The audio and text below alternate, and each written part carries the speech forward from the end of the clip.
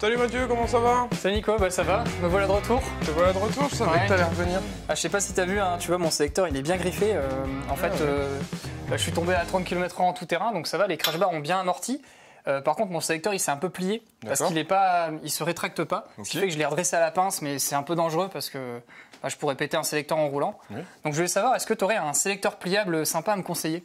Ouais, moi je peux te proposer le sélecteur SW Motec qui sera repliable et réglable pour pouvoir avoir un meilleur ajustement. Quand je serai avec mes grosses bottes off-road, je pourrais l'éloigner un peu pour avoir une bonne position debout. Voilà. Et quand je roulerai avec mes bottes plutôt route, je pourrais le rapprocher facilement. Le réglage est assez simple donc.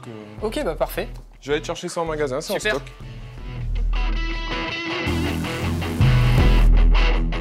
Au shop, c'est simple, il y a des bornes partout, il suffit de sélectionner le produit dont on a besoin et en quelques minutes, il sera au comptoir. Donc voilà, le fameux sélecteur SW Motec. D'accord. Avec cette fameuse partie repliable qui évitera que tu plies ton sélecteur ou le casser en cas de chute. Ok, et je vois aussi le petit réglage. C'est ça, voilà. Donc il y a un petit prémontage à faire. Je vais te donner la boîte, on va aller le faire à l'établi. Alors on va commencer par monter l'embout de sélecteur au préalable. Ok, donc je fais ça et j'assemble. Voilà, alors là pour celui-là je vais te conseiller de mettre un petit peu de graisse. Vu que le but de ce sélecteur est de pouvoir le régler, quand tu voudras le régler... Ça va éviter de griffer donc les parties. Voilà. Ok, d'accord. Je l'enfonce. Juste un petit peu dessus, ouais, voilà, c'est parfait. Tu vois tout de suite ça coulisse beaucoup mieux. Ouais. Oui, donc il faut que je mette l'écrou et en fait je visse parce qu'il s'auto-bloque. Voilà, donc on ne serrera pas à fond, on va le laisser en pré-serrage comme ça, tout à l'heure on fera le réglage ensemble si tu veux pour avoir un meilleur réglage. Ok. C'est pratique, l'écrou il est bloqué par le rail. Et de ce fait là, comme ça quand ce sera sur ta moto... Ouais, je pourrais resserrer sans forcément avoir une clé et tout, donc je peux resserrer à la volée où que je sois. Si jamais tu te rends compte pendant une balade que c'est mal réglé et que tu as une petite clé sur toi, ce sera suffisant pour la re-régler tout seul. Ok. Et voilà, c'est monté, donc, hop. Donc là on a bien le système. Ça fonctionne bien.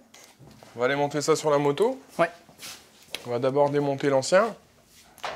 Théoriquement, on a un petit repère ici qui se situe là pour repérer la hauteur de ton sélecteur d'origine. Là, sachant que la fente n'est pas au même endroit, on va prendre un mètre. On va mesurer la distance que tu as entre le bas de ton sélecteur et le pont. Sachant que la moto ne bougera pas, on remettra celui-là plus ou moins à cette hauteur-là et on peaufinera le réglage grâce à cette pièce-là qui est réglable. Alors, 34,5 cm. Parfait, donc maintenant on va pouvoir démonter le sélecteur d'origine.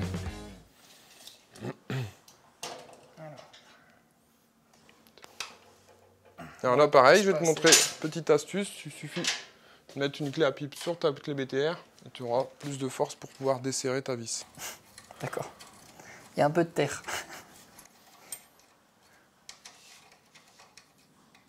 Il faudra éviter de tomber, il n'y aura pas de terre partout comme ça.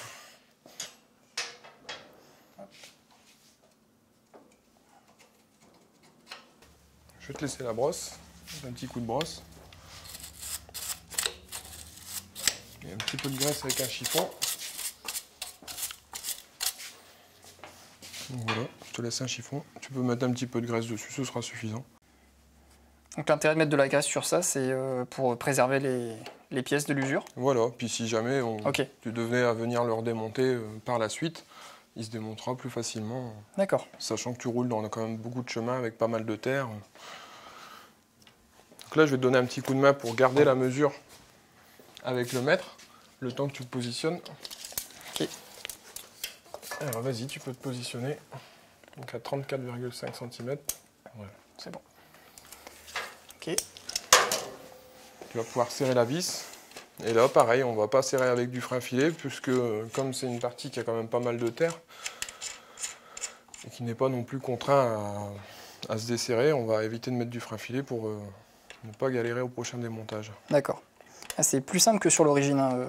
Le fait que la vis elle soit à cette hauteur-là, c'est... La vis a été mieux placée, oui. Ouais. Bon, sachant que ça bloque, je vais pas trop serrer. Correct, c'est bon.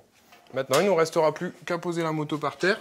Tu vas mettre tes bottes et on va finir le réglage ici pour avoir un réglage parfait pour ta conduite debout quand tu feras du chemin. Ok. Bon, je vais te descendre la moto, comme ça on va pouvoir faire le réglage de ton sélecteur. Ok. Tu montes dessus avec ta botte.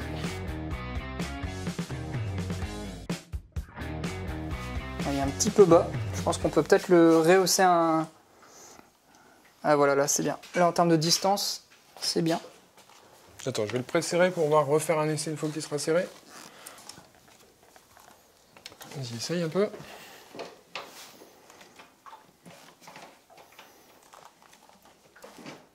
Ouais, c'est bien là. C'est nickel comme réglage. Parfait. C'est mieux que l'origine. De toute façon, le réglage est assez facile, donc quand tu auras des chaussures un peu plus fines, tu pourras ajuster directement le réglage. Moi, je vais te serrer ça, Ok, et puis voilà. parfait. Voilà, c'est parfait.